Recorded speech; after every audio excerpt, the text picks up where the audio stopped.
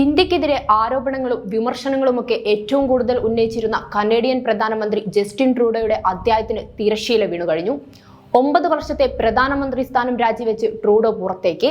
കണ്ടാൽ അറിയാത്തവൻ കൊണ്ടാലെ പഠിക്കൂ. ഇതാണ് കനേഡിയൻ പ്രധാനമന്ത്രി ജസ്റ്റിൻ ട്രൂഡോയുടെ അവസ്ഥ. മോദിക്ക് ലോക ജനതയുടെ ഇടയിൽ കിട്ടിയ സ്വീകാര്യതയിലുള്ള കണ്ണുകടിയാണ് ട്രൂഡോയുടെ മോദി വിരോധത്തിന് കാരണം.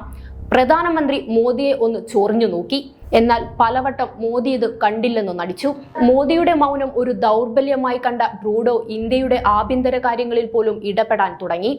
കർഷക സമരത്തെ പരസ്യമായി പിന്തുണച്ചു. അന്താരാഷ്ട്ര ഫോറങ്ങളിൽ ചർച്ചയാക്കി. ഒടുവിൽ കർഷക സമരത്തിന് ലഭിക്കുന്ന കനേഡിയൻ സഹായം തടയണമെന്ന് ഇന്ത്യ ആവശ്യപ്പെട്ടിട്ടും പുച്ഛിച്ചു തള്ളി. ഒടുവിൽ ഓപ്പറേഷൻ ബ്ലൂ സ്റ്റാർ ദിനത്തിൽ നമ്മുടെ മുൻ പ്രധാനമന്ത്രി ഇന്ദിരാഗാന്ധിയെ സിഖ് ഭീകരർ വെടിവെച്ചു കൊല്ലുന്ന നിശ്ചല ദൃശ്യം ഫ്ലോട്ടാക്കി കാനഡയിലെമ്പാടും പരസ്യമായി പ്രദർശിപ്പിച്ചു. മുൻ പ്രധാനമന്ത്രിയെ അവഹേളിച്ചപ്പോൾ കാനഡയ്ക്കെതിരെ ചുണ്ടനക്കാൻ രാഹുൽ ഗാന്ധി പോലും മറച്ചു. ഒടുവിൽ മോദി തന്നെ നേരിട്ടിടപെട്ടു. കാനഡയെ പ്രതിഷേധം അറിയിച്ചു. തൊട്ടുപുറകെ കിരാതമായ ഈ പരിപാടിക്ക് ശേഷം ഖാലിസ്ഥാൻ തലയെ ഏതോ അജ്ഞാതൻ കൊന്നു തള്ളി. അജ്ഞാതരുടെ വിളയാട്ടം അവിടെയും തീർന്നില്ല.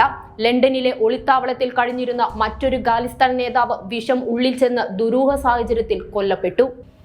ഇന്ത്യയെ ഒറ്റപ്പെടുത്താൻ ശ്രമിച്ചതിന് പിന്നാലെയാണ് ട്രൂഡോ തിരിച്ചടി നേരിട്ടത്.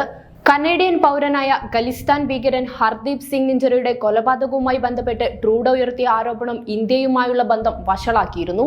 നിജറുടെ മരണത്തിനു ശേഷം ഇന്ത്യക്ക് പങ്കുണ്ടെന്ന് അന്നു തൊട്ട് നിരന്തരമായി ട്രൂഡോ ആരോപിക്കുന്നുമുണ്ട്. ഇതിനു പുറമെ ഇന്ത്യക്കുള്ള പങ്ക് വ്യക്തമാക്കുന്ന തെളിവുകളും തന്റെ പക്കലുണ്ടെന്ന് പറഞ്ഞു ട്രൂഡോ മുന്നോട്ട് വന്നു. എന്നാൽ നാളിതുവരെ തെളിവുണ്ടെന്ന് പറയുന്നതല്ലാതെ ട്രൂഡോ അത് പരസ്യമായി പുറത്തുവിട്ടിട്ടില്ല. ഇന്ത്യക്ക് മുൻപിൽ പിടിച്ചു നിൽക്കാനുള്ള അടവാണ് ഇതെന്ന് വ്യക്തം. അതോടൊപ്പം തന്നെ വിഷയത്തിൽ ഉയർന്നു വന്ന ആരോപണത്തെ ഇന്ത്യ തള്ളിക്കളയുകയും ചെയ്തു. ഏറെ നാളുകളായി ട്രൂഡോയുടെ കപ്പൽ മുങ്ങാൻ തുടങ്ങിയിട്ട് സ്വന്തം പാർട്ടിയിലെ അംഗങ്ങൾ പോലും തനിക്കെതിരെ തിരിയാൻ തുടങ്ങിയെന്ന് ഇദ്ദേഹം മനസ്സിലാക്കിയിരുന്നെന്ന് തോന്നുന്നു. ഇതോടെ സിഖ് വോട്ടിംഗ് ബാങ്ക് ലക്ഷ്യമിട്ടാണ് ട്രൂഡോ ഇന്ത്യക്ക് നേരെ കടുത്ത ആരോപണങ്ങൾ ഉന്നയിച്ചത് എന്നൊരു പരാമർശം പരക്കെയുണ്ട്.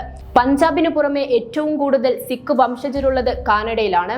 അതുകൊണ്ട് തന്നെ ഇവരുടെ വോട്ടിങ്ങിലായിരുന്നു ട്രൂഡോയുടെ പ്രതീക്ഷയും.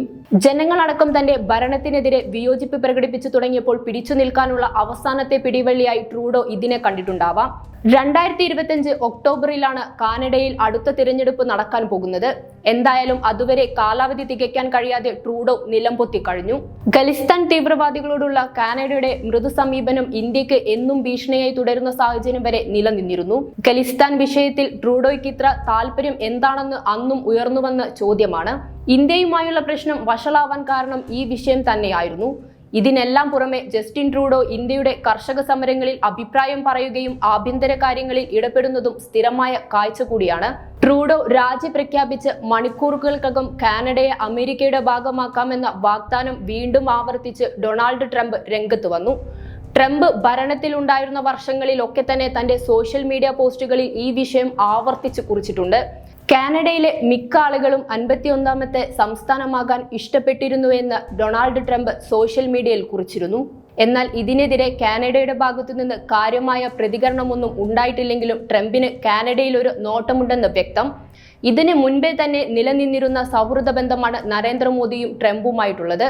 കാനഡയെ അമേരിക്കയുടെ 51ാമത്തെ സംസ്ഥാനമാക്കിയാൽ ഇന്ത്യക്കുണ്ടാവുന്ന നേട്ടങ്ങൾ വലുതാണ്. ഇത് നിലവിൽ ഇന്ത്യയും കാനഡയുമായുള്ള തർക്കങ്ങൾക്കുള്ള അവസാനമാകുമോ? എന്നാൽ കുടിയേറ്റക്കാരെ മുഴുവൻ തുടച്ചു നീക്കുമെന്ന ട്രംപിന്റെ വിവാദ പരാമർശം ഇതിനോടകം പുറത്തു വന്നിരുന്നു. അമേരിക്കയുടെ സംസ്ഥാനമായി കാനഡ മാറിയാൽ നേട്ടങ്ങൾക്ക് പുറമെ അത് ഒരുപാട് ഇന്ത്യക്കാരെ ബാധിക്കുമെന്നതും നിലവിലെ ചർച്ചാ വിഷയമാണ്.